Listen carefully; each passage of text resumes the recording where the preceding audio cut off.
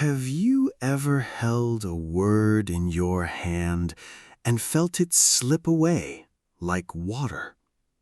Tonight, I want to tell you an English story, a quiet one, about a young woman who tried and tried and tried to learn this language. Her name was Mira, and it began on a soft evening in October, with a small leather notebook on a wooden table. Outside, the rain was falling, slow and steady, against the small window of the cottage. The candle on the table flickered just once. Mira sat with her hands open. In front of her was the notebook, brown leather, soft at the edges, filled page after page with English words. But the words would not stay. She had written patience, she had written forest, she had written quiet and door and almost. But when she closed the book, the words walked away from her like guests who would not stay for tea. She sighed. She closed her eyes and she whispered in her own language, "Why is this so hard?" This is Artificial Fluency English Stories, a place where we learn English not from lessons, not from lists, but through quiet stories like this one. If your heart is here tonight, you can stay close to this candle by subscribing. The next story will find you when it is ready. Now, let us return to Mira, to the notebook, and to the rain. For 3 years, Mira had been trying to learn English. She had stacks of books beside her bed, grammar books, vocabulary lists, a small wooden box of flashcards tied with a green ribbon. Every morning, before the sun was warm, she sat at the wooden table and studied. Every evening, after dinner, she returned to the table. She studied until her eyes were tired. Some weeks she counted the hours, 20, 30, 40 hours of study. She believed, somewhere deep inside her, that if she only worked harder, the language would come. But it did not come. When she watched an English film, she could not understand. When a tourist asked her in the town square for the way to the old church, her mouth went dry. The words she had written so carefully were not there. They had walked away in the night. She looked often at the notebook, the little leather notebook her grandmother had given her years ago. "For your important thoughts," her grandmother had said, smiling. Mira had filled it with English words, page after page, words and their meanings in 2 neat columns: window, window; fire, fire; memory, memory; lists, always lists. She turned the pages sometimes and looked at the words she had collected, like a girl looking at pressed flowers from a garden she had never visited. The flowers were dry. The garden was elsewhere. This was her wound, though she did not yet know it. She had treated English as a wall she must break, with hammers of memory and force. She had not yet learned that a language is not a wall. A language is a guest who arrives slowly and only stays when it is welcomed. The rain kept falling, the candle kept burning, and Mira kept turning the pages, looking for something. She did not know what. That evening, Mira made a decision. She had read somewhere that the secret to learning a language was more words, more hours, more effort. So she sat at the table and she made herself a promise: 100 new English words a day. She wrote the number at the top of a fresh page in the leather notebook: 100, bold, underlined. Beneath it, she began her new list: threshold, linger, murmur, hollow, ember, wander, stillness. She wrote and wrote and wrote. The candle burned low. Her hand began to ache. Outside, the rain had softened to a whisper. By midnight, she had filled 4 pages, 100 words, exactly. She closed the notebook and looked at the cover, soft and worn. She felt, for a moment, the old feeling, the small flame of hope. Tomorrow, she thought, I will know 100 more. But the next morning, when she opened the notebook, only 7 words remained in her memory. 7 out of 100. She read the lists aloud. She covered the meanings with her hand and tried to remember. Threshold. She paused. Linger. Her mind was blank. Hollow. Nothing. She tried again that night, 100 more words, and again the next morning, only a handful had stayed. Mira's chest felt tight. The flashcards stared at her from the wooden box. The grammar books lay open, untouched. The notebook, the small leather notebook her grandmother had given her, sat in the center of the table, full of words she did not know. She walked to the window. The rain had stopped. A thin mist hung over the garden, and the early light was the color of old paper. She watched a single brown leaf fall from the apple tree and land gently on the wet grass. She did not yet know it, but the mist outside was a beginning. The wind, after the rain, was about to change. A week passed.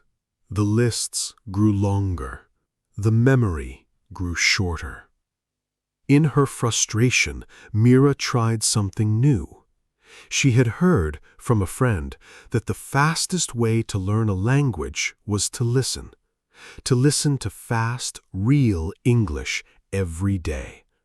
Podcasts, radio shows, long interviews. So she sat by the window with her cup of black tea, and she pressed play. A man's voice filled the room, fast, confident, full of long sentences that turned and turned again. He spoke about politics, about markets, about a town she had never heard of. Mira leaned closer. She tried to catch the words. And so the question becomes whether, given the circumstances, we ought to reconsider.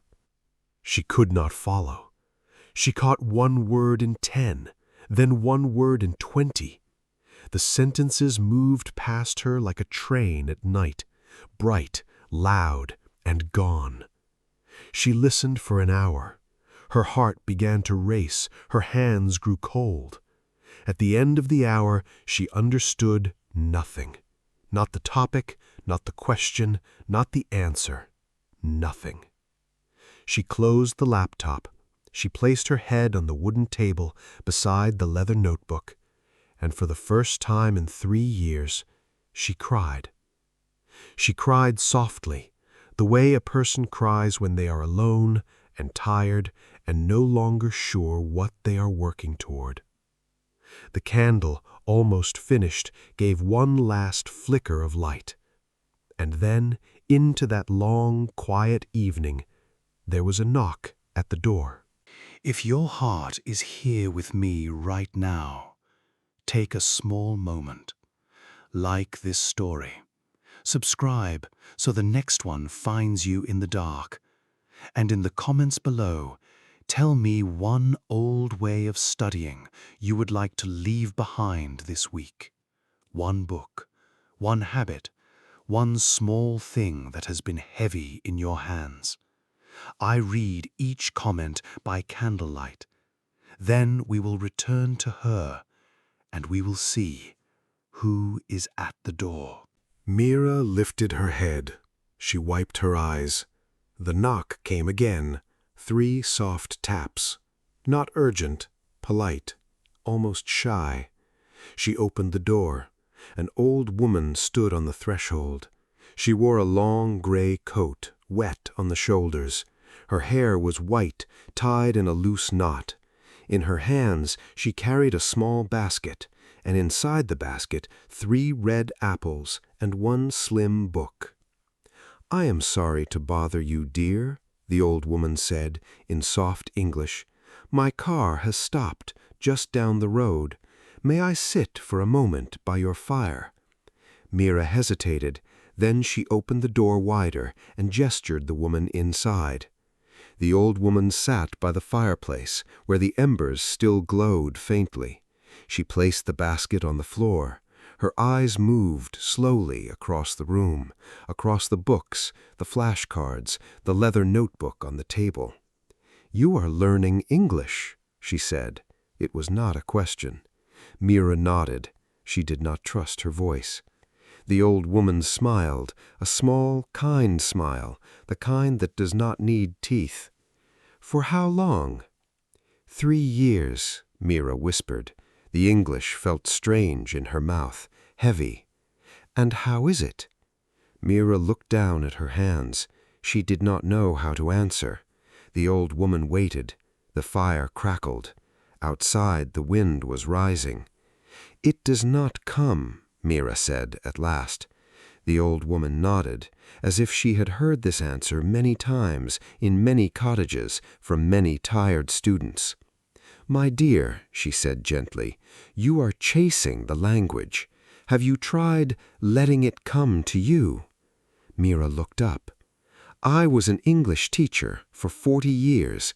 I taught many students like you. They worked very hard. They filled many notebooks, and still the language would not stay." She paused. She looked into the fire. "Do you know why?" Mira shook her head. "Because they were trying to own the language, to collect it like coins. But a language is not a coin.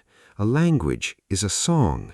You do not own a song, child. You sing it again and again until it lives inside you."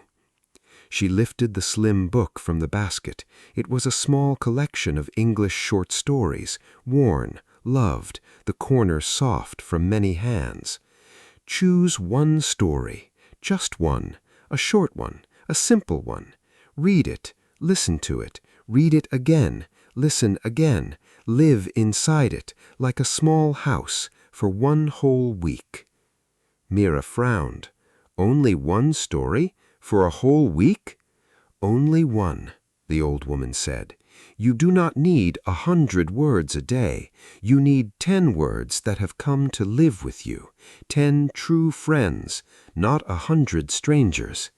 She held out the book. Mira took it slowly. The cover was rough beneath her fingers. The title, in old golden letters, read "The Quiet Garden." The old woman left soon after. Her car, she said with a small smile, was working again. Mira watched her walk down the wet path and disappear into the mist. When she returned to the table, the leather notebook lay open. The lists of words stared back at her. Threshold, linger, murmur. 100 strangers, none of them friends. She closed the notebook. For the first time in 3 years, she closed it. She picked up The Quiet Garden. That night, by the candle, she read the first story. It was short, only 8 pages, about an old man who kept a garden by a stone wall. She did not understand every word. She understood maybe 7 out of every 10. But she did not stop. She did not look up the words. She did not write a list. She let the words she did not know pass by her, like leaves on a stream. She kept reading. The next morning, she read the story again. This time, she understood 8 words out of 10. A few of the strangers had become familiar. Garden, stone, patience. They were beginning to feel like neighbors. On the 3rd day, she listened to the audio of the story. Slowly, carefully. She closed her eyes and she let the voice carry her through the small wooden gate into the quiet garden. She did not chase the words, she let them come. On the 4th day, she read it again. Now she understood 9 words out of 10. The strangers were becoming friends. On the 5th day, something quiet happened. She was washing a cup at the sink, and suddenly, without trying, an English sentence rose up inside her, from the story. The garden does not hurry, and yet, in spring, everything blooms. She had not memorized it. She had not written it on a flashcard. It had simply arrived. She stood very still by the window, the cup forgotten in her hand. She felt the words settle gently somewhere inside her chest, not in her head, not on a page, in her chest. On the 6th day, she read the story aloud. Her voice was slow. Some words she said wrong, but she did not stop to correct them. She let the rhythm carry her, the way a river carries a small wooden boat. On the 7th day, the 3rd attempt, the true attempt, she did something she had never done before. She opened the leather notebook to a fresh page, and she did not write a list. She wrote a sentence, in English, her own. The garden is quiet tonight, and the rain has stopped. She looked at the sentence for a long time. It was simple. It was short. It was hers. For the first time in 3 years, an English word had not walked away from her. It had stayed. It had moved in. Weeks passed, then months. Mira chose a second story, then a third. Each one she lived inside, like a small house, for a week or two. Each one left behind a handful of friends, 10, then 20, then 50. The grammar books gathered dust. The flashcards stayed in their wooden box, tied with the green ribbon, untouched. But the leather notebook, the soft, worn notebook her grandmother had given her, was no longer full of lists. It was full of sentences, her own, small ones, honest ones, some about the rain, some about the apple tree, some about an old woman who once knocked at her door in October and changed everything with a basket and a book and a single quiet question. And sometimes in the evening, when the candle was burning, Mira would open the notebook to that first sentence, "The garden is quiet tonight, and the rain has stopped," and she would smile, because the garden was no longer elsewhere. The garden had come home. A language is not learned, it is welcomed. Tonight, if you are tired, if the lists are heavy in your hands, choose just one story. Live inside it. Let the words become your friends, not your strangers. You are not behind, you are not slow. You are simply learning the quiet way. If this story stayed with you, another is waiting, just there, beside the candle. Goodbye for now. Welcome, everyone. I want to start today with a confession. At some point in your life, maybe recently, maybe right now, you have watched someone else's life and felt something uncomfortable. Not quite jealousy, not quite admiration, something in between. A colleague got the promotion you wanted. A friend announced something exciting. Someone you went to school with posted something impressive. And for a moment, just a moment, your own life felt a little smaller. And instead of moving forward, you paused, you measured, you compared.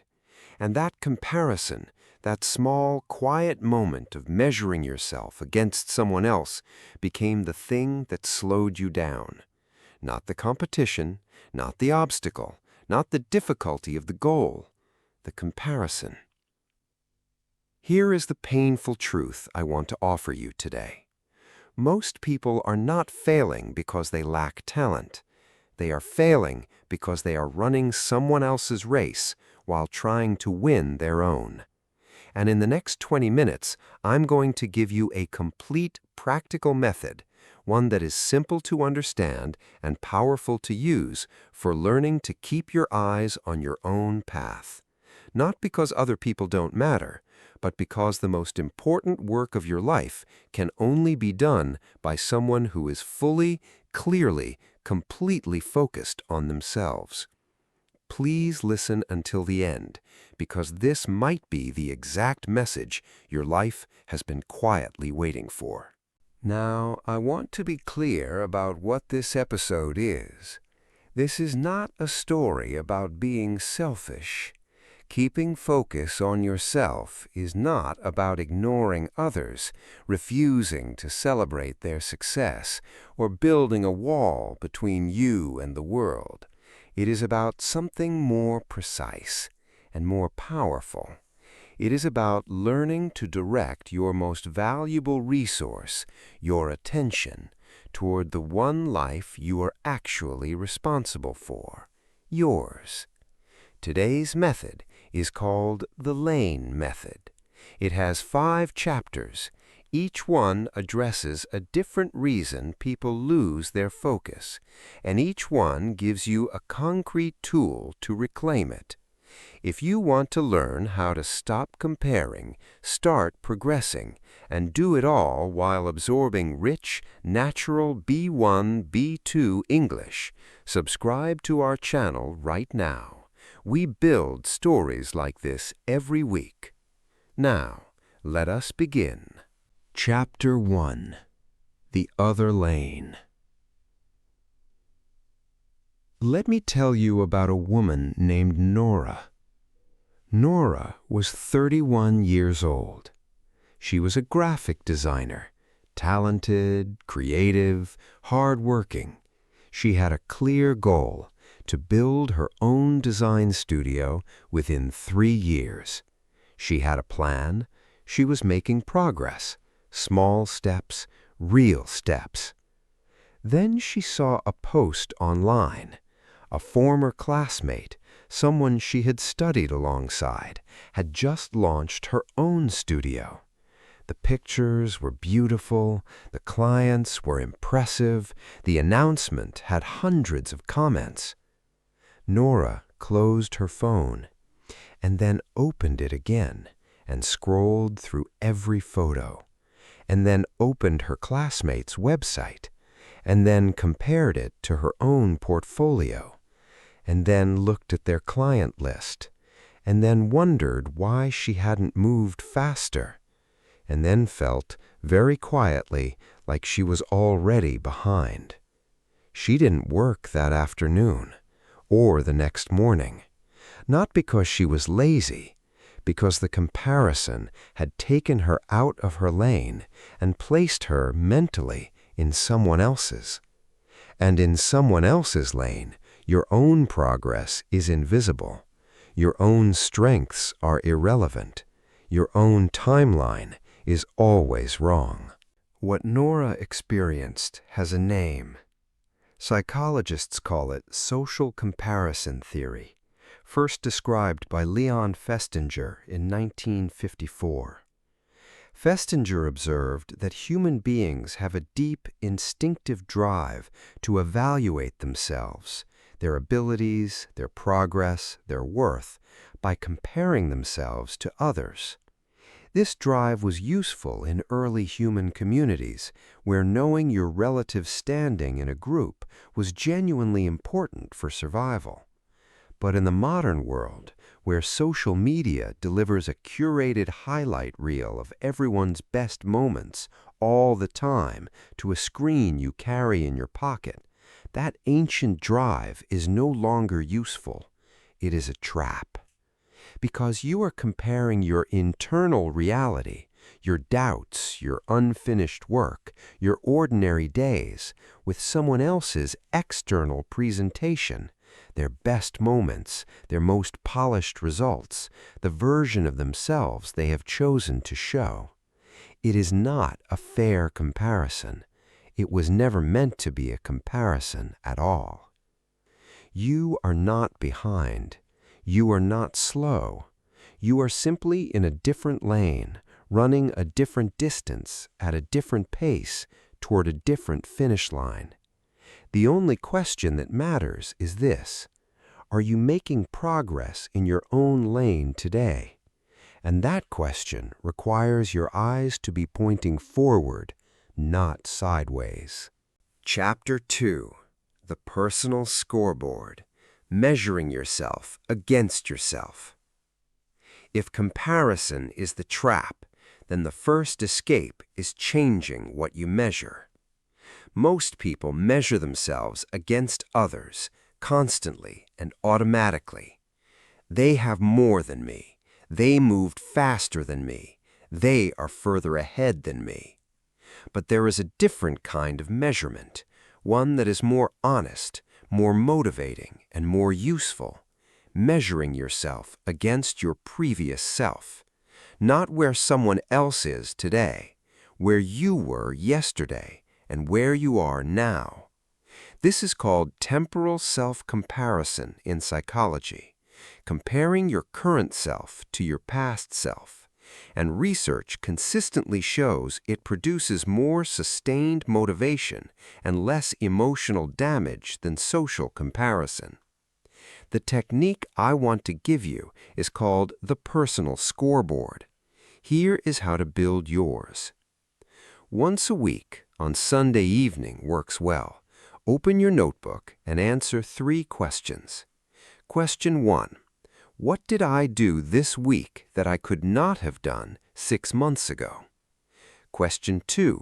What have I learned recently that I did not know before? Question 3. What small proof exists this week that I am moving forward, even slowly? Write the answers, 1 paragraph each. Be specific. Be honest. This practice does 2 things. First, it redirects your measurement from horizontal, how am I doing compared to others, to vertical, how am I doing compared to who I was? And the vertical comparison almost always reveals something surprising.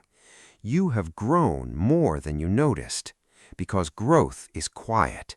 It doesn't announce itself. It doesn't post about itself. It simply shows up, week by week, in the small things. The task that used to take 3 hours and now takes 1. The conversation that used to make you anxious and now feels manageable. The skill that used to feel impossible and now feels like yours. Second, it builds what psychologists call self-efficacy, your belief in your own ability to grow and succeed.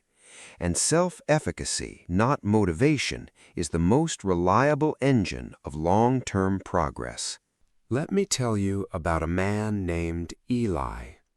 Eli was a language teacher who wanted to write a course. He had been working on it for several months, slowly, between his other responsibilities.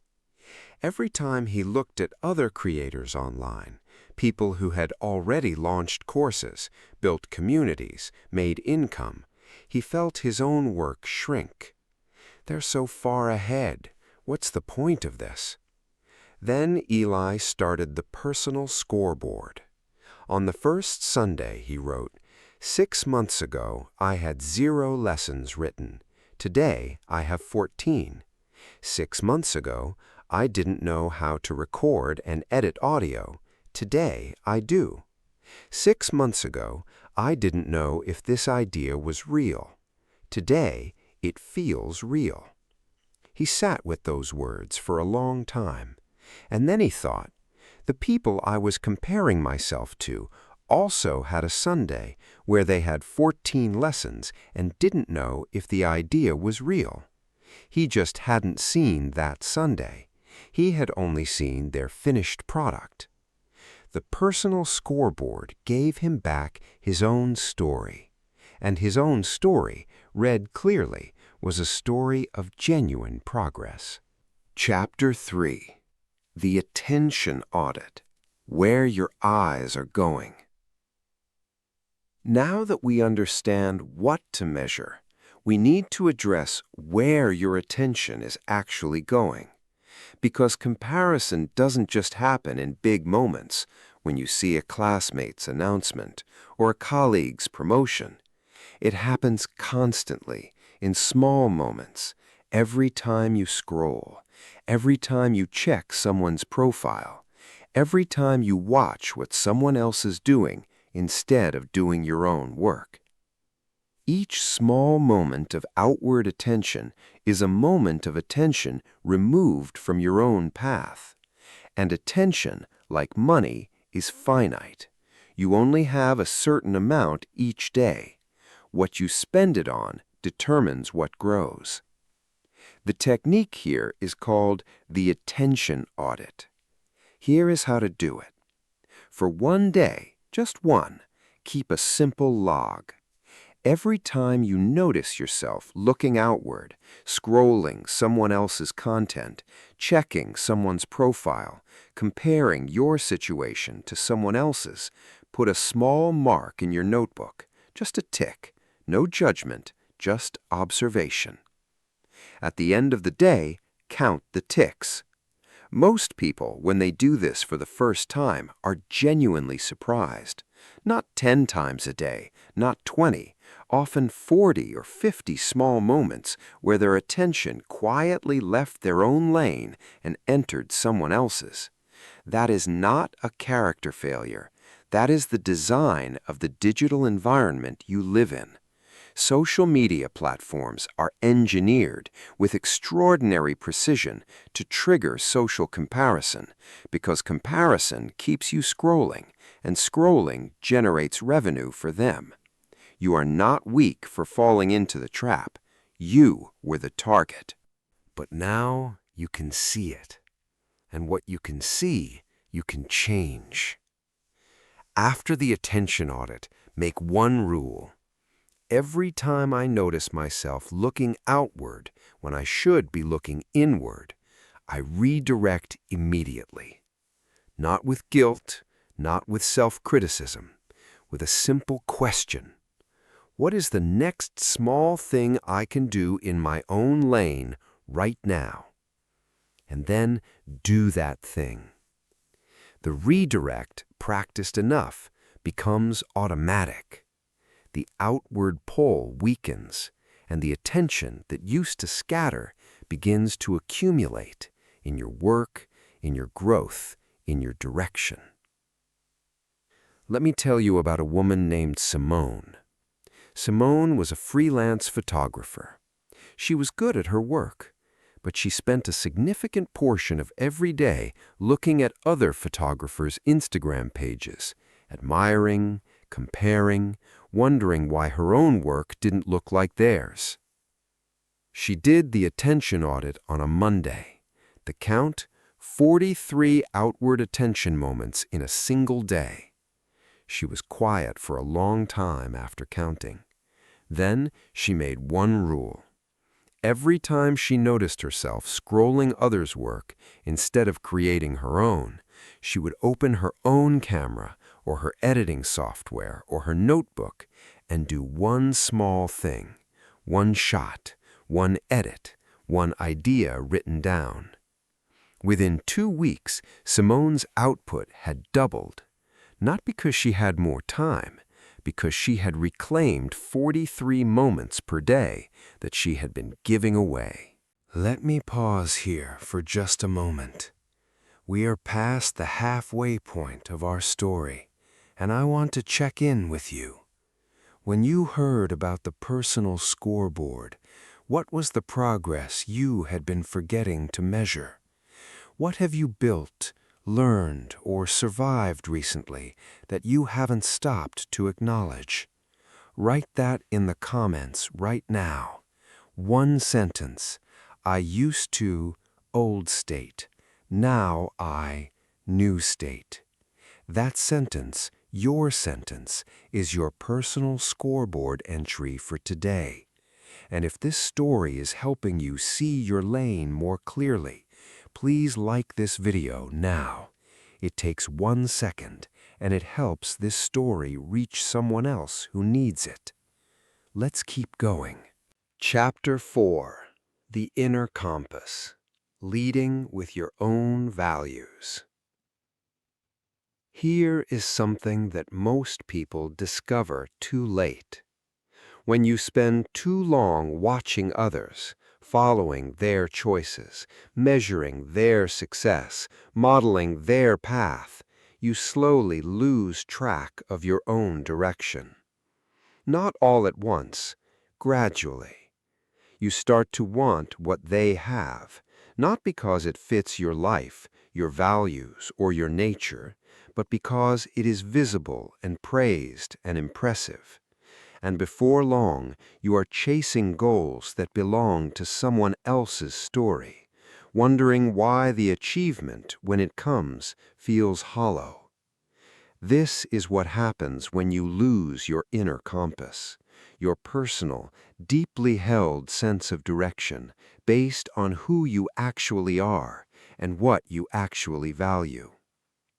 The technique here is called the North Star questions. Once a month, find a quiet space and answer these 3 questions honestly. Question 1. If nobody could see what I was doing, no social media, no recognition, no comparison possible, what would I still want to build? Question 2. What kind of person do I want to be in 10 years, regardless of how much money I have or how much success I achieve? Question 3. What would I regret not having tried, not because others expected it, but because I expected it of myself? These are not easy questions. They require the kind of honesty that is uncomfortable in a world that constantly tells you what to want. But the answers, your real answers, are your North Stars, the fixed points your decisions can return to when the noise of comparison gets too loud. Let me tell you about a man named Marco. Marco was a 35-year-old lawyer. He had done everything right by every visible measure. The right firm, the right title, the right income. But he had a feeling, persistent and quiet, that he was building the wrong building. One evening, he answered the North Star questions for the first time. To question 1, he wrote, I would write. I've always wanted to write, not legal briefs, stories. To question 2, I want to be someone my children look at and think he was fully alive, not just successful. To question 3, I would regret never finding out if the writing was real. Marco didn't quit his job the next morning. He wasn't supposed to. But he began writing at 5 every morning for 45 minutes before the day claimed him. 2 years later, he had finished a novel. It was not a bestseller, but it was his, built in his lane, by his compass, for his reasons. And when he held it in his hands, finished, real, imperfect, he felt something he had not felt in years of successful lawyering. This is exactly where I was supposed to be. Chapter 5. The Daily Lane Check. One practice to hold it all together. We now have 4 tools: the personal scoreboard, the attention audit, the North Star questions. But tools without daily practice become forgotten. So I want to give you one final practice, something so small it takes less than 3 minutes, that holds everything together. I call it the Daily Lane Check. Every morning, before you open your phone or begin your day, you answer 3 questions in your notebook. 1. What is the one thing I will do today that belongs to my lane? Not anyone else's priority, not a reaction to someone else's progress. The one action that moves your specific goal forward today. 2. Is there anywhere I risk losing my lane today? A meeting where comparison might creep in? A social media trigger you can anticipate? A conversation that might pull your attention off your own path? Name it. Just naming it reduces its power by half. 3. What does my progress look like today? Not compared to others, but compared to yesterday. One sentence. What does moving forward look like specifically today? 3 questions, 3 minutes, every morning. That is the daily lane check. It takes less time than scrolling social media for 5 minutes, and it produces something scrolling never will. A clear, grounded sense of direction in your lane on your terms. Chapter 6. The Lane Method, Full System. Let us bring everything together. The Lane Method, 5 tools for keeping focused on yourself every single day. Tool 1, the personal scoreboard. Once a week, 3 questions. Compare yourself to your